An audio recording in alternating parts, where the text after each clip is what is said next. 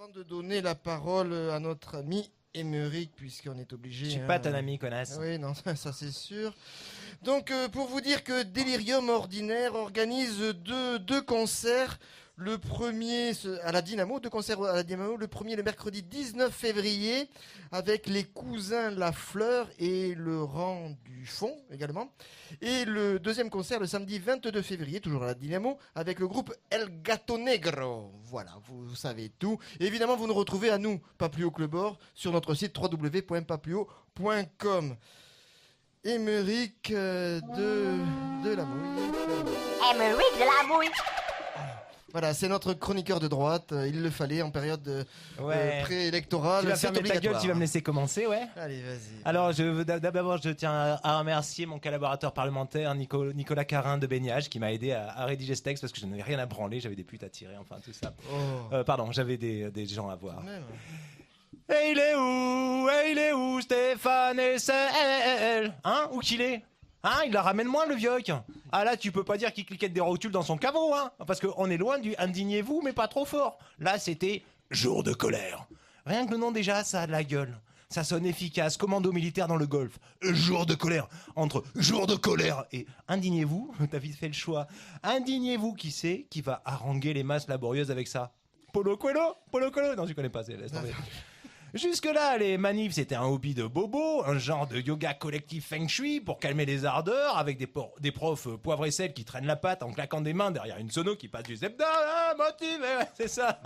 Tandis que dimanche, on était dans le martial, l'offensive, tu sentais arriver les jours sombres et les chemises de la même couleur, quoi. Non. Parce que le gaucho, quand il manifeste, on croirait un petit écolier qui demande à aller pisser. Oh, excuse-moi, la réforme des retraites, c'est pas trop bien. Quoi. Et le racisme, c'est pas très gentil. Il n'est pas beau, l'aéroport. Et puis, vous savez quoi, elles sont un peu lourdes, les banderoles, cette année.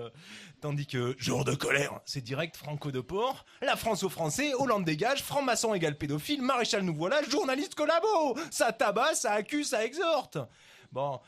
Tu vois que les gars, ils en sont un petit peu à leur début. Hein. Il manque encore 2-3 réunions, quelques retouches pour se mettre au point. Parce que chanter Maréchal nous voilà et hurler au collabo dans la même chorale, ça peut porter à confusion. Mais bon, en même temps, c'était pas du tout cuit de rassembler les identitaires du Poitou avec les bastons biture boule à zéro, les descendants d'esclaves avec la rive droite de la droite, et tout ça avec l'amicale des artisans ratonneurs. Ah non, c'était fort, il y avait du sport, quoi. L'esprit très Pierre de Coubertin. On a enfin senti l'insurrection monter violente et implacable comme une poussée de champignons dans l'entrejambe de Brigitte Bardot. Avec délicat, enfin un vrai projet politique que je vais tenter de synthétiser pour vous. Relancer l'économie franco-française mise à mal par le joug du lobby judéo-PD en envoyant le rabbin Hollande à la chambre à gaz. Tout ça, attention, je vous le garantis, sans la moindre trace de racisme, d'homophobie ou d'antisémitisme. Parce que, si nous étions racistes, laisserions-nous un noir porter notre message de réconciliation? Si nous étions homophobes, insisterions-nous autant sur la nécessité de sodomiser nos adversaires pour éviter qu'ils ne le fassent avant nous? Et si nous étions antisémites ou même simplement phallocrates, vilain garnement! Vas-tu donc arrêter un instant? Parce que dimanche déjà tu es rentré tout crotté de ta petite sauterie parisienne avec presque 1 heure de retard pour le gigot de midi chez tes parents. Tu n'as pas en plus recommencé à nous raconter à la radio comment tu as terrifié de pauvres gens avec tes copains au crâne rasé qui tendent le bras dès qu'ils voient une caméra. Mais tata, il n'y a pas de tata qui tienne. File dans ta chambre et que je ne te revoie plus avant que tu sois confessé au père Bourle-Cul. Ah, ça fait plaisir de vous voir, tata Vulvinia. C'est gentil de lui parler comme ça au Émeric, là. C'est bien. Oui, mais je le connais depuis tout petit, depuis qu'il jouait avec ses étrons dans son berceau. Il n'a pas trop changé, maintenant il vote à droite. Et voilà qu'il s'est trouvé de petits copains pour recommencer. Vous savez, Christophe, enfin vous ne savez pas, mais c'est pas grave, hein, vous savez, ce retour collectif à l'analité est remarquable. La révolte programmée, cette espèce de jour de colère dont on se fait des gorges chaudes, c'est un peu la matière fécale que le nourrisson contient puis relâche pour défier l'autorité parentale, pour attirer à lui l'attention. C'est un message pour nos dirigeants, au fond, Christophe. Ah, vous voulez dire que les jours de colère, il y a un message pour le gouvernement? Non, je dis que leur message est paradoxal, c'est « Viens m'essuyer, papa !» comme dirait notre collègue. C'est « Tu me baises et je veux te baiser ». C'est « Occupe-toi de moi parce que je te déteste ». C'est « Laisse-moi dans mon coin mais sois là tout le temps ». C'est « Fiche-moi la paix sans m'abandonner ». C'est n'importe quoi. Vous êtes sûr, Vulvinia? Mais bien entendu. Prenez Béatrice Bourges, la bien nommée tête d'affiche de la droite hétéroclite. Béatrice Bourges, droite, etc. Moi, ça me fait rire. Mais bon. Que veut-elle?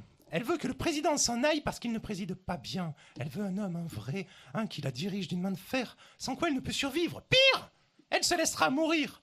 Bref, elle dit, si tu n'es pas là pour me diriger, si tu me laisses ma liberté, je vais mourir. Alors va-t'en, ou je me laisse mourir. Ce qui est quand même assez... voilà, c'est un peu bordélique. Hein.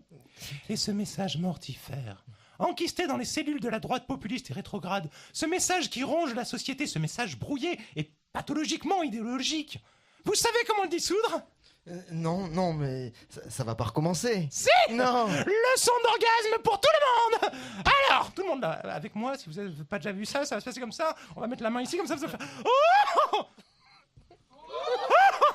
mes amours du printemps pourri, mes crânes rasés aux idées mortes, mes donneurs de leçons aux autres, nous allons vous couvrir d'amour et... Allez les filles et les garçons, il nous faut un vrai orgasme du qui mouille et qui inonde. Allons donc, orgasmons nos adversaires pour en faire nos amants et les convertir à la joie, au bonheur, à l'amour libre et...